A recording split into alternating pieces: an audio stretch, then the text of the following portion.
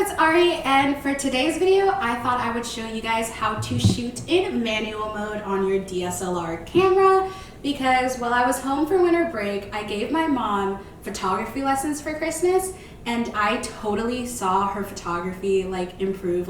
Don't these actually look really good? Anyway, so I thought I would start a photography 101 series for all of those wanting to get into photography and just unaware where to start. Here you go. So let's get started. So why should you shoot manual mode? I mean, your camera comes with auto settings, so why not use that? Well, the reason is manual mode gives you full creative control. So what I mean by that is you have full creative control over what your photograph will look like in the end. Meaning if you are going for more of a moodier look, you might not want to expose your photograph perfectly. Or if you are going for more of a bright and airy look, you might want your photograph slightly overexposed, which it's all preference. It's all up to you, because that's what photography is. It's creativity plays a huge part in it, so it's all about what you like and preferences. However, this video is meant to kind of give you an overview of just what each setting does and how you can use that to your own advantage. So anyway, the problem with auto mode is that every photograph is going to turn out slightly different, and sometimes that's not really what you want, especially when you are creating a series of some sort. You probably want a similar vibe, so it's just a lot easier to use manual mode, even though at times it feels a little bit more difficult. And also, photography isn't just pressing a button. There's a lot that goes into it, so you should have full creative control over your photos. There's a lot of factors that go into kind of creating a photograph, but the main ones we are going to be talking about in today's video are, well, the exposure triangle. So that's 3 settings that altogether form a relationship in order to help you. We will be talking about white balance and other things in later videos in this series, but for now we're just talking about the exposure triangle. So the exposure triangle is 3 things: aperture, ISO, and shutter speed, that help you kind of create the look of your photograph. So the first thing that I usually do whenever I get to a photo shoot, whether it's for school or for just because I want to take pictures, is I adjust my aperture first. So aperture, which is often referred to as depth of field, the way that aperture is measured is by f-stops. So the lower the f-stop, the more light you are letting in, and the blurrier your background will be behind your subject. So a low f-stop is probably a f1.2 to about maybe even f3. Yeah, you'll have a really nice bokeh effect, which is that nice blurry background. However, the higher the f-stop, so I don't know, f5.6 to f22, the less light you are letting into your camera and the more focused your background will be behind your subject. Hopefully that completely made sense, because it made sense in my head. So you might be wondering, what situations would you want to use a higher f-stop versus a lower f-stop? And honestly, at the end of the day, it's personal choice, but what I usually do is if I'm shooting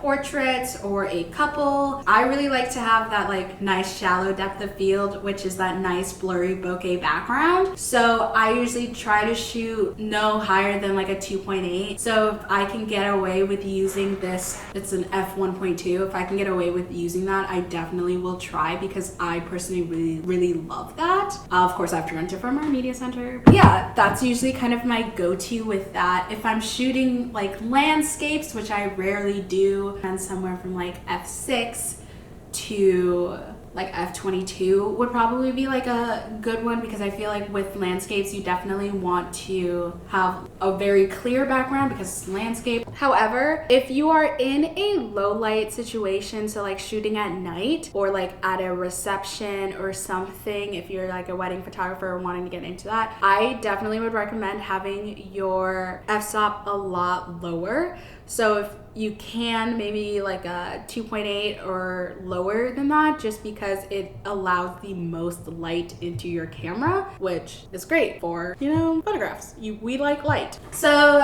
the next setting that we will be talking about is your shutter speed. So shutter speed refers to how long your sensor will be exposed to light.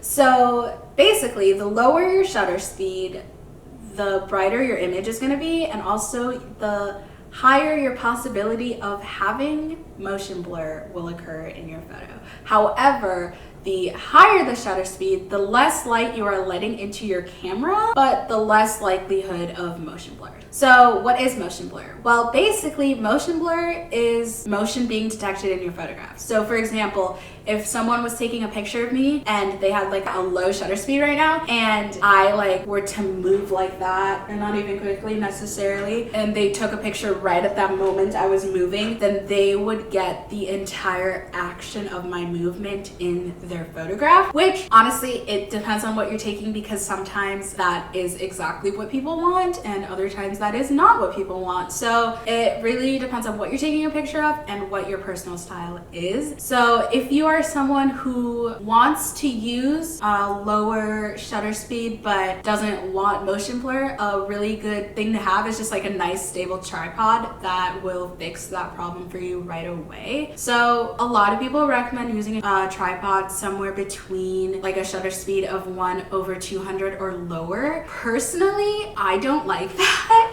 So I like to have a little bit of, not motion blur, because it's not really motion blur, but just like, I don't love having super sharp photos. Like, that's just not really my style, and that is okay, guys. Like, everybody has preferences, and I just don't love having super sharp photos. So I like to shoot somewhere, like, I personally love to have my camera somewhere between 1/125 to like 1/250, just because that's just my personal style, and I like to shoot like handheld just because that's what I like. However, everybody is completely different, so it's all up to you. So some examples for like when to use either a low shutter speed or a high shutter speed, I recommend. So if you are shooting like a relatively like still subject, like even like a portrait or like of an object, if you do like product photography or something, then you can definitely get away with shooting at a lower. But if you are doing it for like a client or something, I would recommend maybe using a tripod, unless like if they hired you and you hadn't been using a tripod, then don't, because they hired your style, you know, if that makes sense.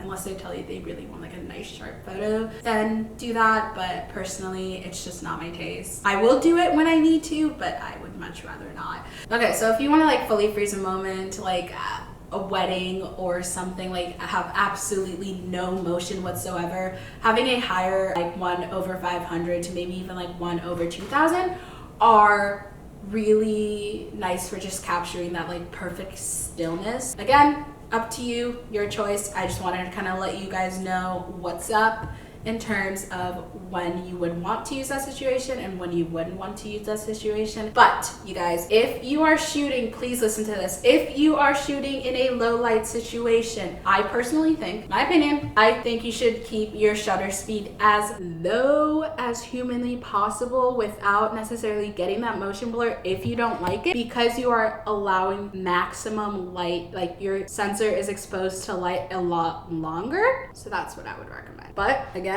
it's all preference, because that's what photography is. Yay, creativity.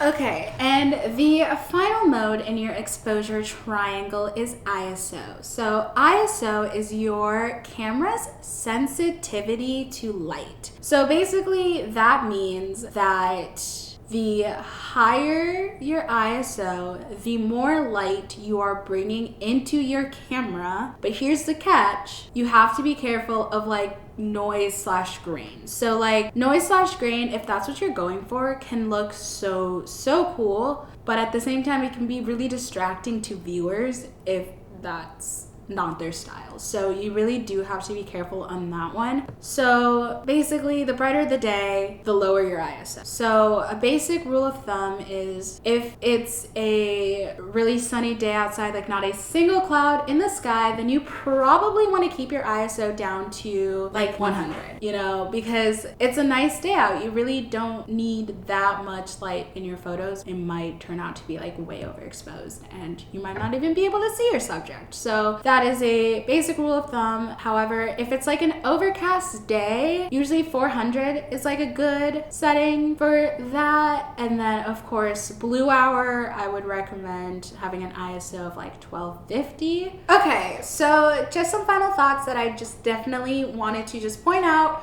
before I end this video is 100% for beginner photography. Like people who have never picked up a camera before and don't really know what manual mode is. I just wanted to make sure that that was very, very clear. So I'm trying to really like numb down the information to everything that you need to know about photography. But also please don't follow this video like down to every single detail, because at the end of the day you're taking your photos, not my photos. So really like take what I say and then just play around to what you find helpful and to what you like, because that is totally what photography is about. Photography is all about preferences. Like my photos will probably look different than your photos, and that's totally okay. That is amazing actually, because art should be different. Art shouldn't look the exact same, but we still follow the same rules. Artistic rules are 100% meant to be broken. That really creates a lot of conversation, and it really creates really eye-catching photographs. Also, I wanted to thank you guys so much for reaching 240 subscribers, because I have been wanting to say thank you before we reached 230 subscribers, and I had like videos lined up already, so I hadn't been able to just come here and just say thank you. I've tried to literally picture 240 of you just standing in front of me, and that was really overwhelming, but like definitely overwhelming in a fantastic way. I am so excited. Thanks again. Anyways, that is all I have for today's video. If you enjoyed it, please make sure to give it a huge thumbs up, and don't forget to subscribe to my channel if you haven't already, and comment down below any questions or even video suggestions you guys have for this series, because I am so excited for this series, and I will see you guys in my next video. Bye!